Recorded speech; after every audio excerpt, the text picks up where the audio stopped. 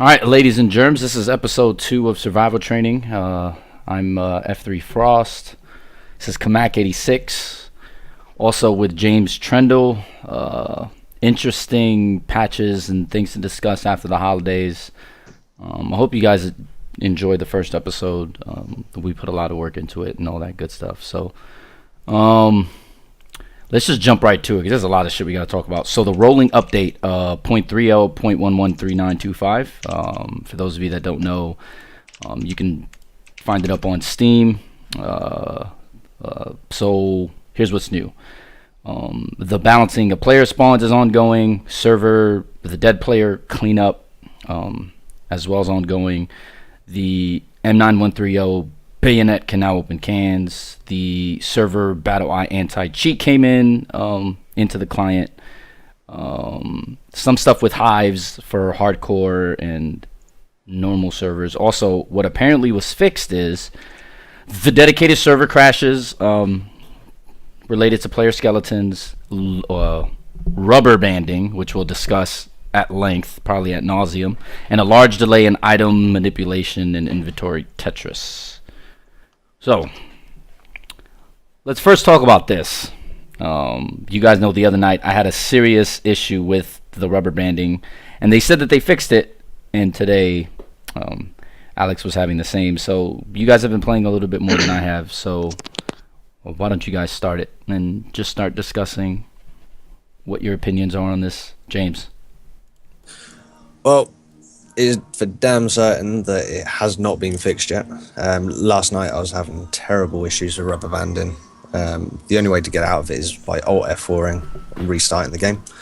I do believe there was a DDoS attack against the central database, so that could be causing some of the problems. But for someone that's hosting all these servers, I thought it'd be quite easy for them to be able to, I don't know, I'm not into all that stuff, but maybe set up a private network or virtual private network to slow down the attacks, maybe. I'm not too sure, but that's one thing that definitely needs to get fixed as soon as possible. Game breaking. Yeah, the DDoSing though, it happens in every game. I think I think that's how you know you've made it, right? Because League of Legends, Dota 2, StarCraft, all these games have had this sort of issue. So, I mean, I guess if we're going to try to look for a positive, right, it's the fact that people feel the need to want to DDoS us. The unfortunate part of all this, right, and the unintended consequence here is that everybody's pissed off and frustrated at the devs. But it's not really the devs' fault. And I think that's a serious issue. So, I don't know. I don't really know how to fix that. See, I don't have the technical ability to discuss what goes on behind the scenes with this DDoSing. Like, I know in competitive esports, right? So, Skype isn't used during games for players because apparently Microsoft's backdoor is very weak. So you can get DDoS pretty easily through Skype. So people tend to use Mumble because the security is much, much better. But I don't know how people are going to be able to DDoS a game where, like, I would like to say most of the user base isn't really on VoIP. I think they're using in-game, if anything, because I think we're in a minority that run with a big group like this. So I don't know how they can fix it. I just know that it does suck.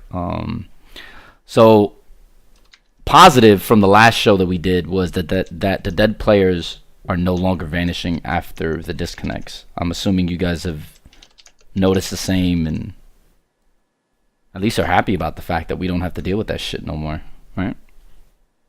Yeah, I am ecstatic. I'm loving the fact that if you're unconscious or if you're dead, your body is there on the server until restart.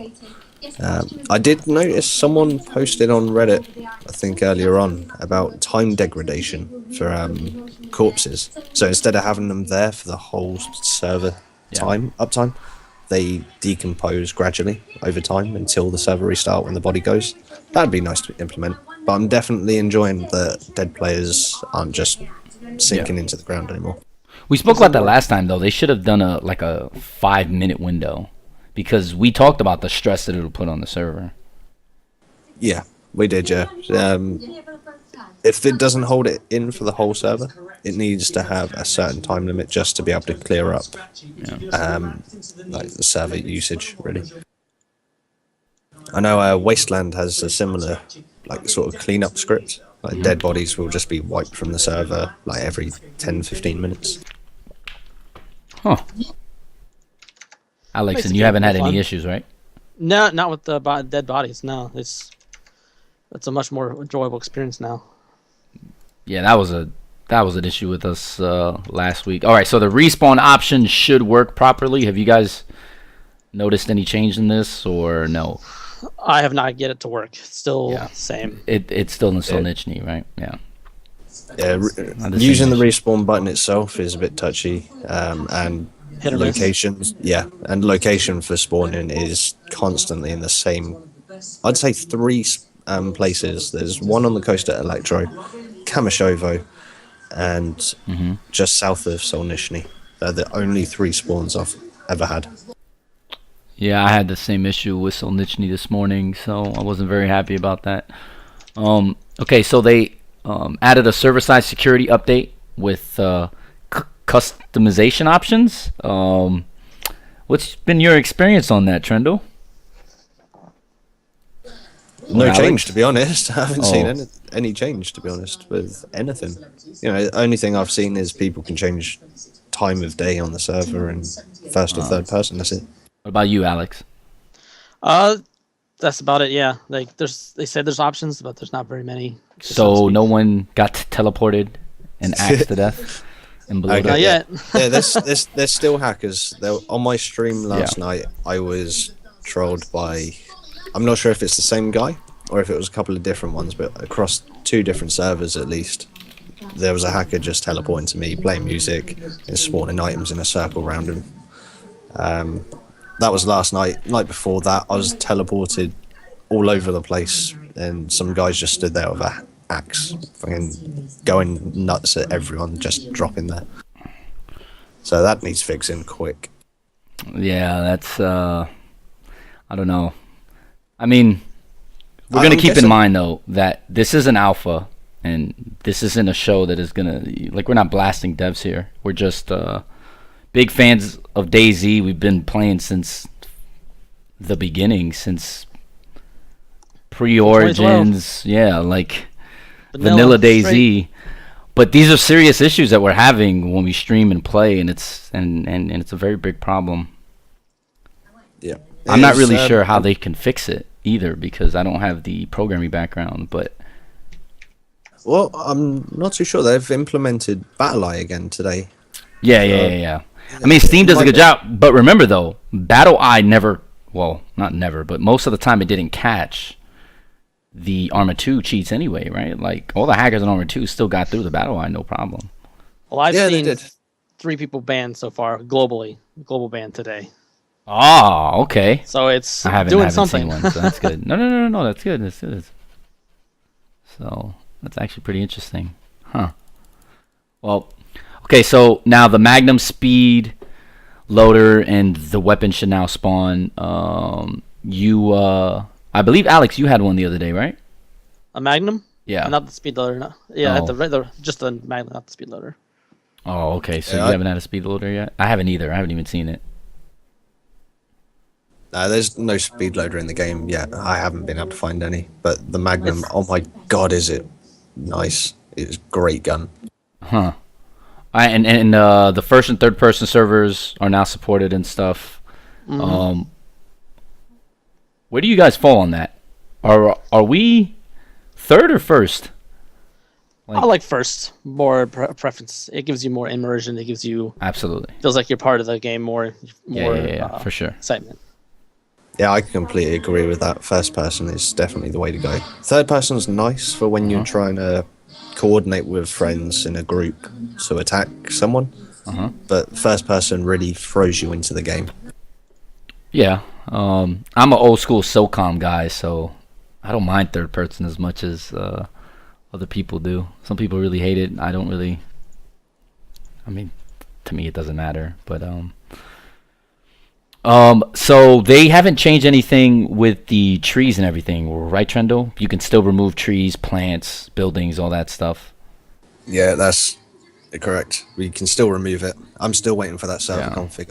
I've helped one admin of a server last week set up his config file, and Yeah. it stopped me from joining without any grass. So Why don't you go over that again for people that are new to the show, maybe watching this for the first time, and maybe have their own things? We discussed this in the first one, so apologies to anybody that's been here with us from the beginning, but it's still good to catch up on stuff like this. So explain how you help them and what other people can do in order to achieve the same results. Well, it's the same as the mod service for the mod. There's a single server config file which you can edit, and within the options you can change to force anyone connecting to your server to have the exact same PBO files as what's on your server. So if I try join in and I've deleted grass, trees, buildings, weapons, anything, I will be automatically kicked. I wouldn't even make it into the game. I'll get to the main menu with the names and then kicked because I haven't got the same PBO files. So if there's any server admins out there that has access to the server config file, go into that config file, do a quick Google for Armorholic, and you'll see all the settings there. You'll be able to copy them down and stop anyone deleting buildings and grass and trees from your servers. Huh. That's huge, especially Yeah, it when is. our entire group got killed by Oh, guys you remember? shooting through walls. You remember that? Yeah, that and the other day when me, Trendall, and a few others playing. Oh, yeah. Church recovered. Oh, I thought you were talking about in Belota when we're at the hangar. yeah, that too. We just get shot through the hangar, through the back of the hangar. Like, oh, great. Man, life's hard. Shooting fish in the barrel for them. Yep. Oh, I've got to be honest though. Yeah. Grass, that should be a legitimate option to remove in game. There's people with laptops out there gaming. Yeah. And they have all reported back to me saying they've got a 20 plus FPS increase from just removing grass alone. So yeah, it's definitely if they go and do the same as the Armor 2 mod, where if you lower your terrain graphics to very low, grass disappears. Okay. But if there's a sniper in the distance hidden in grass, he's invisible until he stands up. So if Rocket can, so that's the catch-22, is what you're saying, yeah. Yeah. Well, to counter that, why not make it so grass isn't animated? Animated is what costs all the CPU, so make it static instead of animated. There's, I agree. Anti-aliasing goes on every patch of grass as well, so that really affects processing power. Because trees and grass wave, like move within the wind, kind of act like a wind. So if they were to do something like maybe static grass, you still have the effect of grass, but not processing power. Oh yeah, you could implement that. Just pause the have an option to pause the animation for those and see if that increases frame rate. If it does, great. That's job solved, really. Yeah, that's true. That's a good point. Just to not animate it, I thought that was really cool. I mean, but then it also screws with so part of the draw to the standalone is it's visually a beautiful game. So it's kind of, I mean, but then the question is, what matters more to you, right? Performance or like aesthetics? So I guess that's an interpretation that the devs have to sift through. I'm with you guys though. I do think that anything that's going to increase FPS, but without ruining the integrity of the game, because I feel like that's the one thing I was going to tell you is, so if you're sniping and now the SKS is coming out, you're pretty much going to be seen all the time. So then what the fuck's the point? So there has to be a countermeasure for stuff like that, because if you're not moving and you're in cover, which you presume to be cover, I think that's a very unfair tactical advantage to be able to be spotted because of the no grass. So they have to have a countermeasure, because if not, then that's just complete bullshit. Like, and it's gonna be an ass. Like, that's that's tough. Like, speaking of the SKS, right? So on the 20th, so it's been quite a while. Rocket on Twitter was discussing that he's working on the AK-74 SKS. No, the SKS. But people were asking if the AK-74 is going to be out and when the chainsaw is coming out. I guess, do we need another sniper rifle, or would the chainsaw melee weapon be probably the first thing that should be implemented because it's new and it's cool, and I'm very curious to see how it'll affect zombies and all that stuff.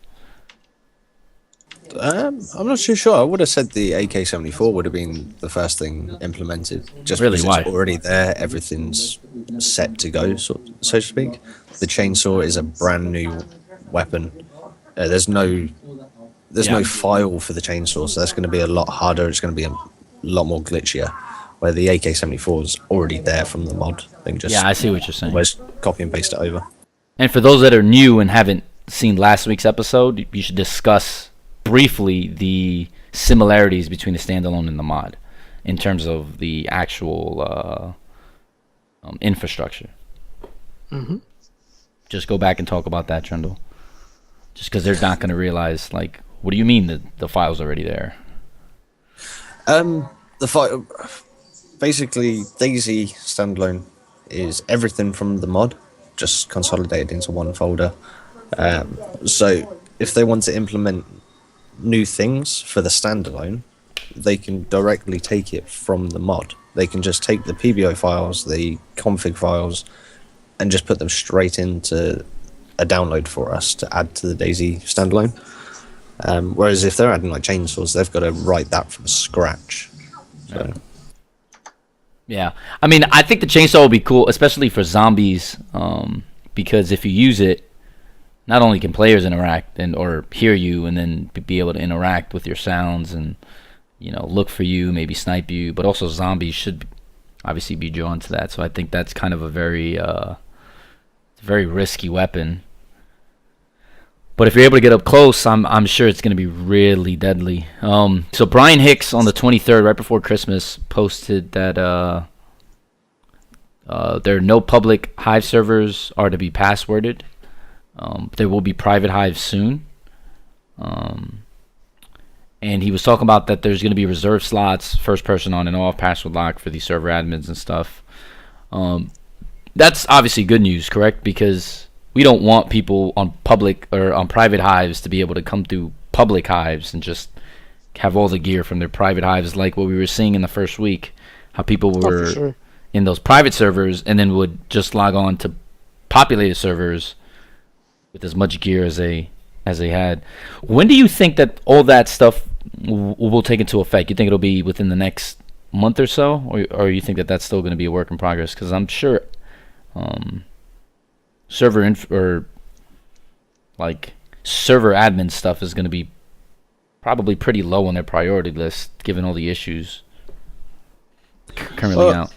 I'm guessing anyone that's got a public server at the moment that's password locked, or they're just kicking people straight off, so they can go and loot farm themselves and get in position on another server.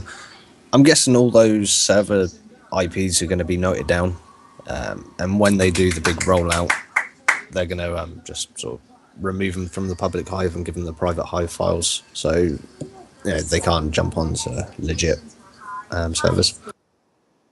I wouldn't say it's too far off, but it'll be pretty soon. I'd say within a couple months, maybe weeks, because they already had the initial implementation on it. Yeah, I mean, it gets sort of sketchy because of the whole Steam Vac admin thing where, correct me if I'm wrong, but can't people just report you and ban you, or put you as admin and it bans you, or how does it work exactly, Trendall? Because I know you were the one that was telling us this last week. Yeah, I got really stressed out on Reddit with that one. At the moment, because we're on the Arma 2 engine, there's an option to vote yourself admin, restart the server, the mission files, everything.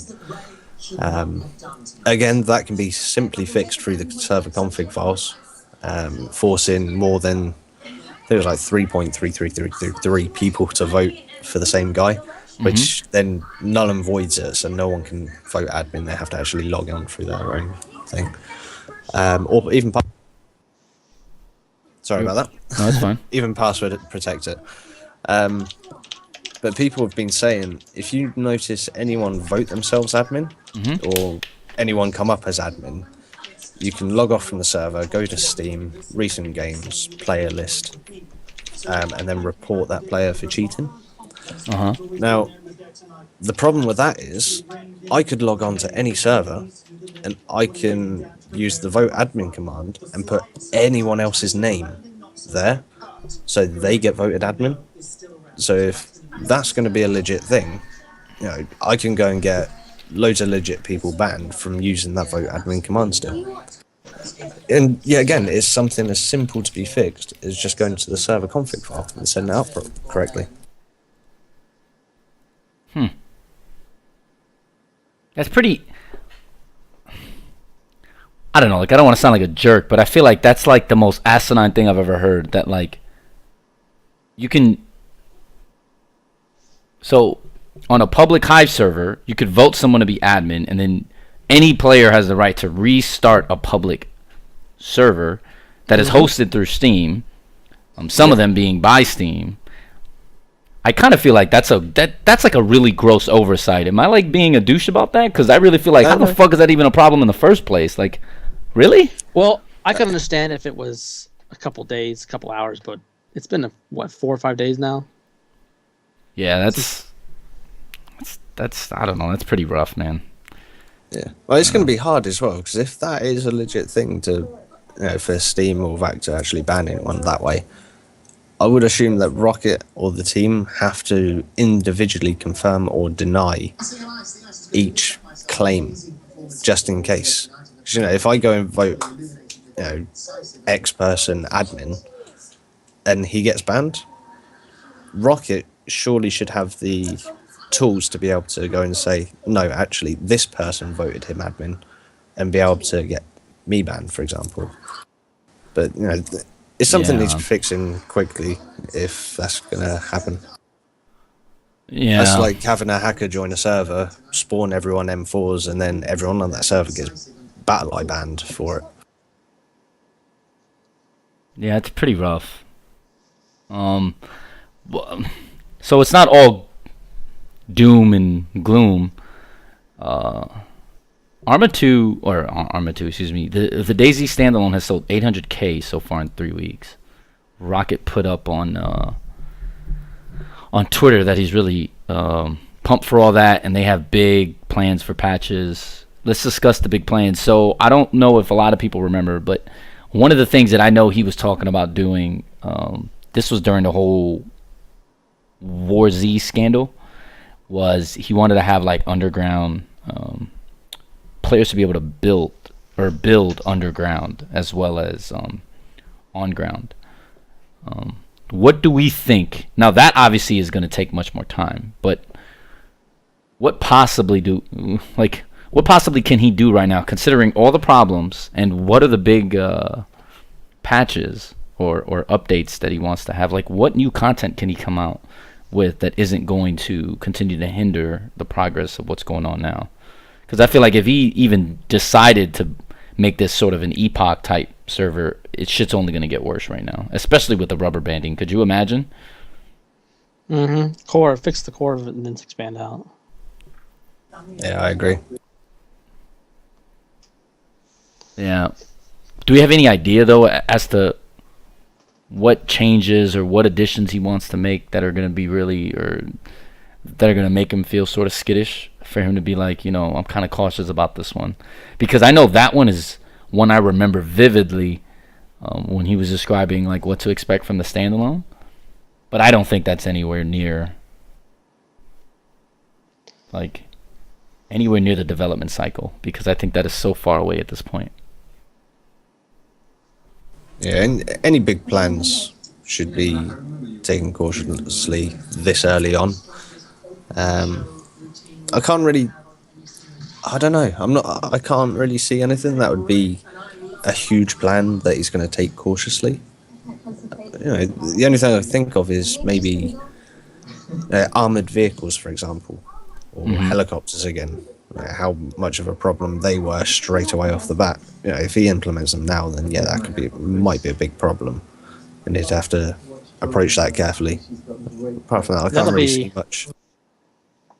Yeah, that would be the big thing when the whole vehicle implementation.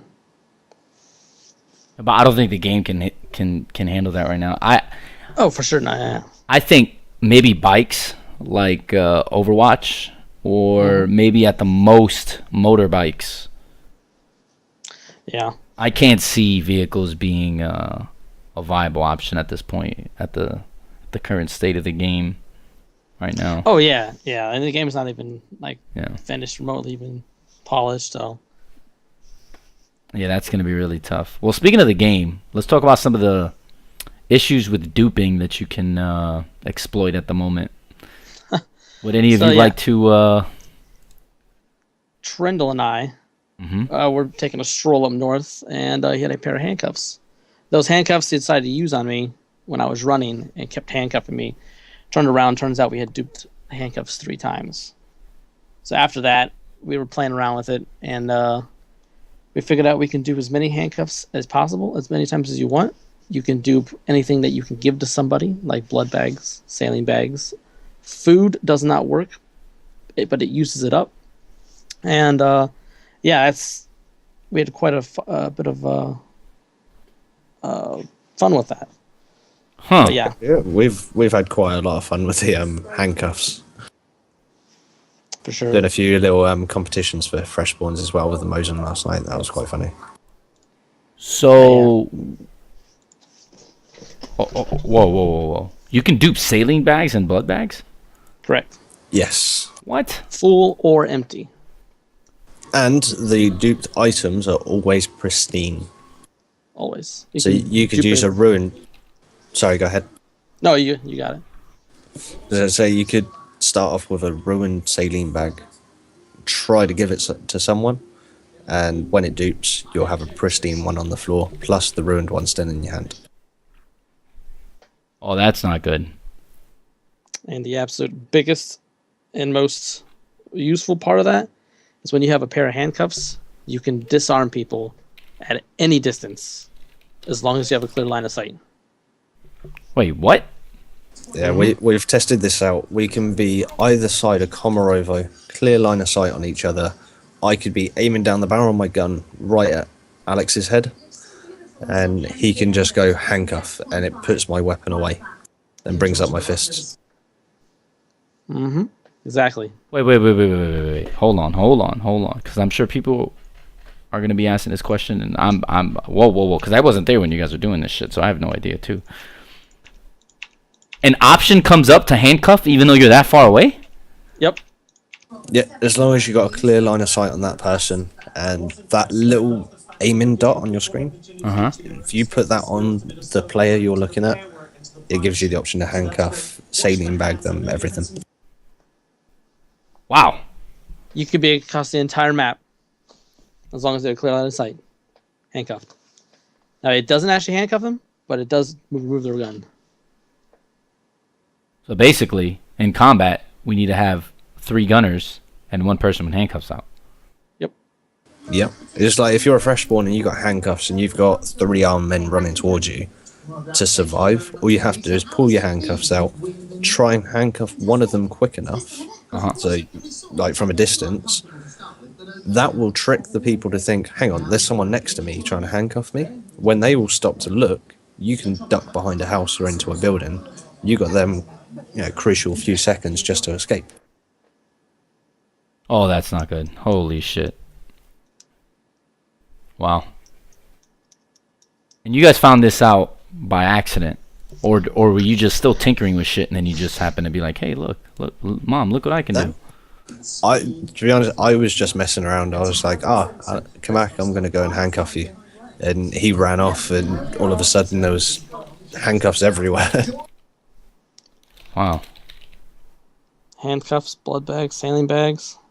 Wow. Well, I don't think I need to express how crucial this is and how dumb that is at the same time. Like, that's pretty bad. Like, well, the dupe in the handcuffs and the saline bags, I wouldn't say was game breaking, but disarming players from a distance with handcuffs, that's a problem. But I disagree, man. I think it is game breaking. Like, could you imagine like being able to duplicate salines? Then what the fuck is the point of looking for anything? Can we do that for ammo too? Can we dupe ammo? Ammo, Not yet. So, okay. we're still exploring. You're still tinkering on that, yeah. Yeah. I mean, at least you can't dupe ammo. That would be just the ultimate fuck you from Dean Hall. Oh, saying that though, the people Kamak killed yesterday, they had the exact same loadout. Now we're unsure if they spawned these items in or if they were just damn lucky, but they all had the exact same loadout. They had tons of coupled mags, 58 rounds in all of them for some strange reason. But there might be a way, but we haven't found it yet. Rumors are it might be character duping, but I haven't seen it. Oh man. Wow, that's rough. Pretty Game is strange to hard, have. man. Yeah. Dean Hall, please fix. Yeah, well, later on tonight we'll look into that and we'll be able to put that into the next show for everyone. Wow, that fucking sucks. I don't know. I think the saline is really important. Like, I mean, I can't emphasize how important that is. Because whether you're in and out of combat, like that's ridiculous to be able to find saline. Saline's already hard enough to find. Well, first off, saline and blood bags need to be reversed because you get 100% health from a saline bag is unrealistic. Blood bags, you should be able to get at least 90% health, then take some antibiotics or something to get you up to 100. Okay, I don't disagree with you, but what I'm going to tell you is, so I think a big problem that we're having is, so immersion's a big topic, but I think we need to pay attention to what's going on, right? So if I'm able to blood bag you, right? Like if I handcuff you, like we've done to people, we handcuff them, we take their blood and we store it, right? If that takes me to full health, then there is no reason to ever go to a hospital. Just find somebody, kidnap them, draw their blood, and you're good to go. So well, that's the hard part because you've got a different blood type to other players. You have to test them all first. You're right. But the point I'm trying to make is, it's too. Oh boy, can you really? Well, I have just thought that popped in my mind just now. Oh man. But if you can use it on somebody else, it can be duped. Which you can. So I'm almost positive it can be duped. But we'll look into it. We'll see. Yeah. I don't know. It's tough. Like, I know they felt they fixed some of the issues, but I feel like especially the rubber banding. The rubber banding's worse than it was before. I really don't know. I mean, before we wrap up the show, I guess we're going to do this every time. So let's list all the issues that we have in front of us. Let's go from the top. Obviously, for me, I'll start. I think the rubber banding is by far the biggest issue right now because it's unplayable. You don't want to run 10 minutes and then all of a sudden and back up where you came like I did that one day. You remember I literally ran to that turn going to Electro on the East Coast. And then I ended up right back in Solnichny. And I was like, you know what? I'm not doing that shit no more. I'm logging out. And then I think this duping thing definitely needs some revision. I'm so shocked at the fact that you can dupe items so easily. That's sort of ridiculous. What about you, Alex? Oh yeah, like the duping, the rubber banding definitely. That rubber banding just throws you back, and then you're just kind of like, forget this. Yeah, I don't want to do this shit no more. Yeah, I completely agree. That rubber banding is ridiculous. You run 10 minutes, get pinged back, do it again, and it's just never-ending cycle. You know what? This is something I was thinking about the other day, but I didn't actually say anything because I think I was, believe it or not, I was on Hearthstone, I think, when I thought of this. Why do you think they don't put random spawn locations all over the map? Because part of the DayZ experience, right, would be, so if they spawn you some random place on the map, you'd have to know your way around, or you'll have to figure out, like, certain types of markers, right? Like, you would need to be able to distinguish where you were. I think that'll give people an excuse or the devs an excuse to discard that map shit that they have, because they have the did you remember about when the map was in like quadrants and you had to find each quadrant of the map in order to get the whole map? Don't you think that would be? I mean, yeah, some people may spawn in the northwest or northeast airfield, but they're just pretty lucky, right? It's no different than the Novi spawn back in the Armor 2 mod, or what do we think is a solution for this Solnichny shit? I believe that it's the people don't understand where they're going to go. Like when you spawn on the coast, you have relative idea. You look at the map online. You say keep the coast to your left, keep the coast to your right. But if you spawn in middle of nowhere, like on a city up north, people who aren't familiar with the game aren't going to know where to go, and they get frustrated, irritated, and quit. Yeah, it's interesting though, because I thought part of DayZ was exploration. I don't understand why you would want to explore all the time, but then when it comes to actually exploring, you're like, no, fuck this. I want a PvP, right? Like, or am I crazy? Because I feel like that was part of the draw for newer players anyway. Is look at this big world you're in, survive. Now it's become a free for all deathmatch. Yeah. I think we got the mod to blame for that, all the extra mods on top of it.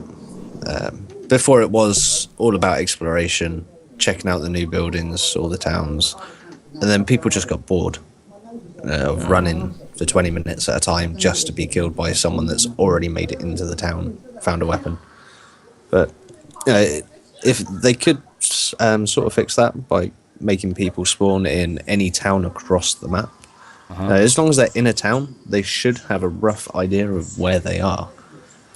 Looking on maps online and the layout of the town, you can relatively figure out where you are pretty quick. So, well, I mean, I guess I just think this East Coast stuff is really ridiculous, because I think of all the possible spawns, I think the East Coast is probably the worst. True. It is, yeah, especially with loot not respawning, because you spawn in Solnichny, everyone's gone south, everyone's gone north, and just cleared the place out, so you've got to literally run all the way inland, or find a dead person to find any food, drink, bandages, or anything. Yeah, that's a tough one.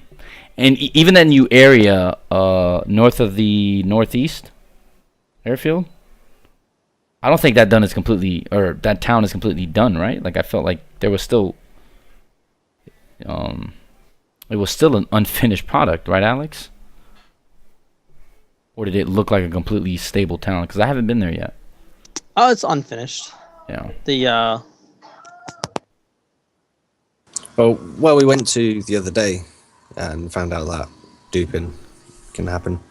We went to the town north of the northeast airfield, and me being the first time that I've ever been there, it looked quite nice. It could do with some more buildings, just tidy it up a little bit more. Mm-hmm. But further west, sorry, just north of Gosvostino, I think that's the name of the place. There's a completely empty town. There's just the road layout ready for buildings to be put in. It's the same as northwest of the northwest airfield. You remember, Alex? We rode like 10 minutes along. I don't know if you remember in the promo where the guys have the people handcuffed and they're on the floor, like 4 people handcuffed on the floor, and it's right under a bridge. Well, James, me and Alex were at that bridge. If you keep going north and you keep following that road northwest, there's a bunch of cool, looks like the Novi Sober big hangars. You know what I'm talking about? Like the red ones? Yeah. There's like a few of those, and then some industrial, and then that's it. But it's just nothing but flat land and nothing but land without trees. And there's roads connecting it the whole way. So I feel like that's also a place that I've seen that is like that too. There's nothing out there though. There's nothing out there, but I could see in, I don't know, a couple of months' time, maybe 6 months' time at the most, there's going to be new buildings there. Because if they're bringing in people to make new textures, new buildings, and they're going to put them all up north, it's going to make it a nice place to explore. Yeah. I don't know. I mean, we'll see what happens. Like they definitely have their like their hands tied on this one, because it's like, what do you start first, right? Like, do you fix the rubber banding? But okay, if you fix the rubber banding, then you're not putting development time in more stuff. So then people just get bored and start killing each other, and it's just, it's like a never-ending perpetual cycle. Do you fix the current bugs? Do you try to just leave the bugs that aren't really, I guess, game-breaking as they are, and try to develop more stuff, and then eventually get to fixing all of it? Or like, I don't know, man. That's pretty tough. I don't want to keep harping on the fact that that there's a lot of things that are very, that are just not enjoyable right now with the alpha, but it's kind of a mess right now. It's all about staff management, really. Yeah. You've got a team of, say, 10 people, for example. You get 6 or 7 of these people to work day in and night for all the really bad game-breaking bugs, like the rubber banding, jumping into a different server and all your loot's disappeared. You've got a team working solely for that and the duping bugs and stuff. Then you've got 3 people that can just be there building, like putting new buildings, trying to implement new parts of the map. They can work slower and get their job done being left alone, while the majority of the team are working on all the game-breaking bugs. There's no point having a whole team of 10 doing the exact same thing. Yeah, it might get the job done quicker, but it's going to make the development process a lot longer. Yeah, I mean, we talked about it a lot on the first show. If you haven't, you might want to go back and watch it, but it was pretty disheartening when we realized what the DayZ standalone was, because they had a whole year. And the things that they changed, which we discussed on the first show, so if you really want to know, just go watch the first show. You'll see, that was disheartening already. Could you imagine now, like, if this continues to get worse? Because they try to fix the rubber banding issue, and they made it worse. Yeah, and they're doing their best. It's not like these guys aren't doing shit. Like, they're clearly doing their best. But it's just, it's tough because we want to play the game. Yeah, well, and we can't. The game itself, or the mod itself, was relatively small to start off with, and then all of a sudden, bam, there was hundreds and thousands of people trying to play it. Now it's a standalone. They should have realised they're going to need a bigger development team, a stronger starting point. It's like, imagine a game similar to Battlefield 4. Yeah. And they've just sacked half their staff. It's going to be terrible. I mean, they've sold a lot of copies, so I think it justifies, from Bohemia's perspective, it justifies. Like, I don't know the numbers. I don't know the metrics. I hope somebody either in the chat or maybe somebody sends us an email with feedback. But I wonder, is the DayZ standalone pretty close within, like, let's say 200,000 copies of Arma 3? I would almost certainly say yes. Yeah, I'd say that, or possibly even more. Yeah, well, so then it only furthers my argument, which is Dean Hall, Brian Hicks, they've clearly showed that they're competent in terms of creating a game, right? Like, Dean did this shit probably, not probably, he did it as a hobby, and he did it very successfully, I might add, because Arma 2 sold 1 million copies within that month in May. And 3 weeks into the standalone, which is an alpha, in which he's been telling people not to purchase it until they're ready, right? Or until the game is finished, he still sold 800,000 copies. I think Bohemia really should have all the metrics they need in order to make a justifiable investment into that sort of stuff. Now, I don't know the size of the development team or anything of the sort, but I'm saying that I hope that they take this seriously, because I really feel like they have an incredible game on their hands. I just feel like I just think they need a little more help, because when you go to fix something and you vehemently say, "Oh man, this is really bad. I'm gonna go fix this," and then you make it worse, that tells me one of two things. That, like you said, they don't have the proper staffing, or they're not emphasizing enough on like particular roles and groups, or that they just simply do not care, or just not good enough. Now we know the latter is not true because of the Arma 2 mod, Dean Hall's past experience, and the fact that I feel like the DayZ standalone to me is, outside of these issues, is still probably the most enjoyable game I play. That includes Dota 2. I just feel like, I don't know, like after the holidays, like, they went on holiday, so me and you spoke about them being on holiday. I felt like this update should have not made things worse. I feel like this should have actually been much better. And I'm surprised as to how they messed up the rubber banding. Like, why is it worse now than it was? Do we know? The only explanation for that, I'd say, is the DDoS attack at the moment. It's the only thing I can think of. Without that, I believe it'd be much better. Yeah, that's a tough one. I mean, that's tough.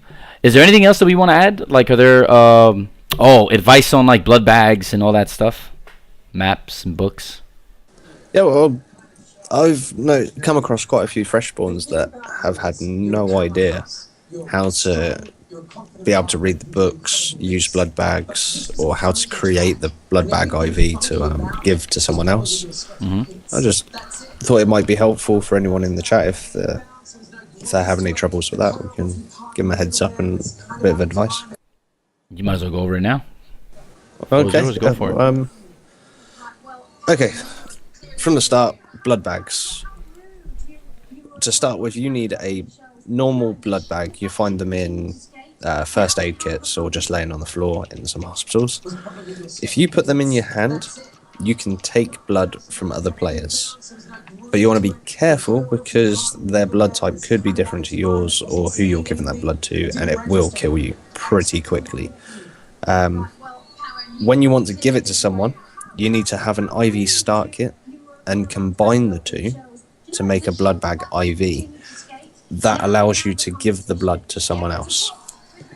That goes for saline bags as well. You can find saline bags, but you have to add the IV start kit to it so you can give it to someone else. Maps, I struggled with this for quite some time. If you have a map, you can't just put it in your hand to have a look at it. You need to drag it to your hotbar and then press the corresponding numbers for that to be able to pull it up. But be aware that the map that you have might not be for the section of map you're in. For example, you can get map of Southwest Chernarus, Southeast Chernarus, etc. You can also combine the two maps together to make the whole south of Chernarus or the whole north of Chernarus, east, west, etc. Has the maps worked? Combining, I haven't gotten it to work past like day one. Yeah, same. That's why I said I need to just redo that shit, because that shit's bad. I've been able to get the maps to work. You can combine them and then drag them to your hotbar, and you'll be able to see them. I do believe the south map of Chernarus does cut off part of the western side of the map, though. I need to check that again, though, just to see if it's been fixed or not. Again, with books, if there's any of you that like reading books, like I do, just for a little bit of fun, you have to drag them to your hotbar and press the corresponding number, and it will open up the book. And then you can use your mouse or your arrow keys on the keyboard to flick through the pages. That also goes with paper and pen. I'm not 100% sure how to get the pen to work yet, but I have been able to bring up the paper by putting it into my hotbar and pressing that number. Once I figure out how to use the pen on there, I'll come back next show and be able to let you guys know that one. They disabled it. The first day I wrote messages on paper and pen with the green or blue and red ink, and they had disabled it. Okay, well, you can read paper. Do we know why it was disabled in the first place? Not sure. I have no idea. Same with the combining maps. I think it was disabled the same way. Maps, I can confirm you can combine them now. Oh, okay. All right. Well, so we have one last question from the chat, which is Yin CP. Why can't they just put a voting system to have a server restart? They can. I like again, that. that makes sense. That's in the server config file. They can edit that file and place, say, 7 people need to vote for a server restart, and they will force a server restart. Yeah. I do believe it's reloading the mission file is what they're doing at the moment, not actually a hard restart. Oh. So things like loot don't always. So with that in mind, does that mean that loot doesn't always respawn when you restart the servers? Then, if it's just a the game file? No, the mission files all have the loot locations, what should spawn where okay, and when, etc. Yeah. Loading the mission files will reload all the loot again. A hard server restart will just completely clear out the RAM and make it 100% fresh again. But at the moment, I don't think there's any memory leaks for servers, so there's no need for a hard server restart at the moment. I know in the mod there was memory leaks for servers. That's why they had to restart like every 2 hours, and it slowly got fixed. Reloading the mission file at the moment seems to work. Huh. All right. Well, James, yeah, like I said, that's all in the server config file that Rocket can quite easily fix, or any admin can quite easily fix. Yeah. Yo, Dean Hall, please fix. Come on, bro, step your game up. No, I'm joking. Well, James, Alex, it's been a good show. We'll do this again next week, guys. Hopefully, we have much better news. I know this was a pretty depressing show. We still love the standalone. The standalone was still a great game. I bought it. I don't regret it. I know they do too. We spent a lot of time on it. So there are some things that do need to be fixed, and I'm sure that these guys will get to it. Yeah, well, it definitely is a good game. I've clocked 112 hours so far of DayZ. Because you're a fucking beast. That's why. All right, so Alex, where can they find your stream and all that good stuff, even though no one likes you? Twitch.tv, Kamak86, KAMAK86. Yeah, KMAK86. He's pretty entertaining streamer. He has some really funny shit that you should watch. Like, he beat up a mercenary with his fist. It's pretty funny. After he killed him, by the way. It was pretty awesome. James, same.